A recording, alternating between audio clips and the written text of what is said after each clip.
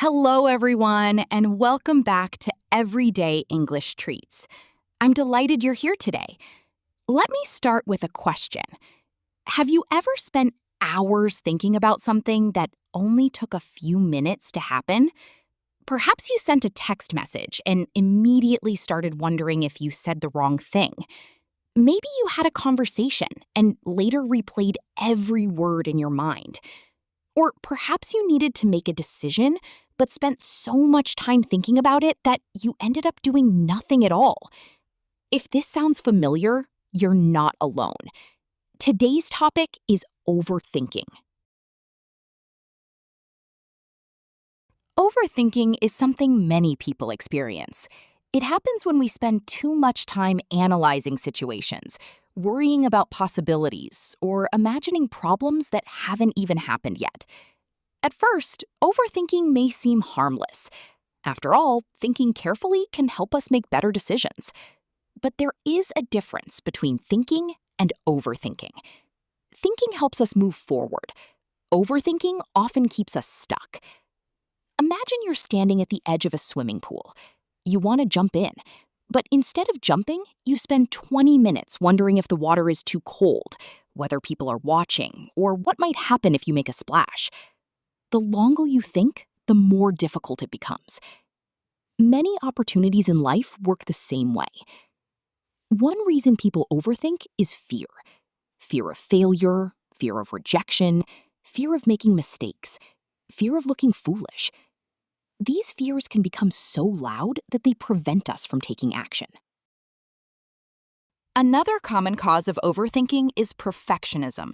Some people believe they must make the perfect decision every time. They search for certainty. They want guarantees.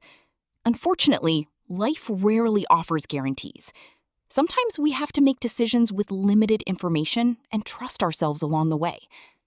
Overthinking can also affect our happiness. Imagine spending an entire evening worrying about a meeting that will happen tomorrow. The meeting hasn't happened yet, but the worry steals your peace today. Many of us spend time suffering from problems that never actually occur. Our minds create stories, scenarios, and worst-case situations. Most of them never become reality. One area where overthinking appears frequently is learning English. Many learners worry about making mistakes. They think, what if I say the wrong word? What if my pronunciation isn't perfect? What if people laugh at me? As a result, they stay silent. But the truth is that mistakes are a normal part of learning. Every fluent speaker was once a beginner. Every confident speaker has made mistakes. Progress comes from practice, not perfection. So, how can we reduce overthinking? One helpful strategy is to focus on action. When you notice yourself stuck in endless thoughts, ask yourself, what is one small action I can take right now? Action creates momentum. Momentum reduces fear. Another useful strategy is setting a time limit for decisions. For example, if you're deciding which book to read, don't spend 3 hours comparing options. Give yourself 10 minutes and choose one. Remember, most decisions are not permanent.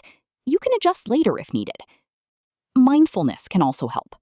Mindfulness means paying attention to the present moment. Instead of worrying about tomorrow or replaying yesterday, focus on what's happening right now. Take a deep breath. Notice your surroundings. Return your attention to the present. The present moment is often much calmer than the stories we create in our minds. It's also important to challenge your thoughts. Ask yourself, is this thought helpful? Do I have evidence that this will happen? What would I tell a friend in the same situation? Sometimes we are much kinder and more rational with others than we are with ourselves.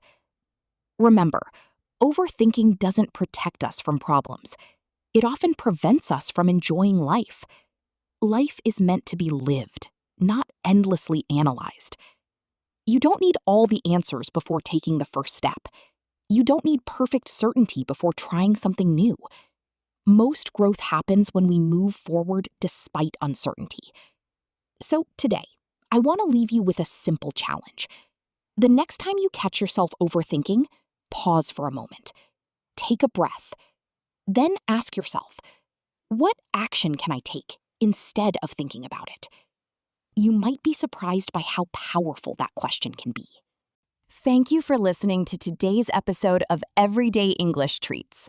Keep learning, keep growing, and don't let overthinking hold you back. Happy learning with Everyday English Treats.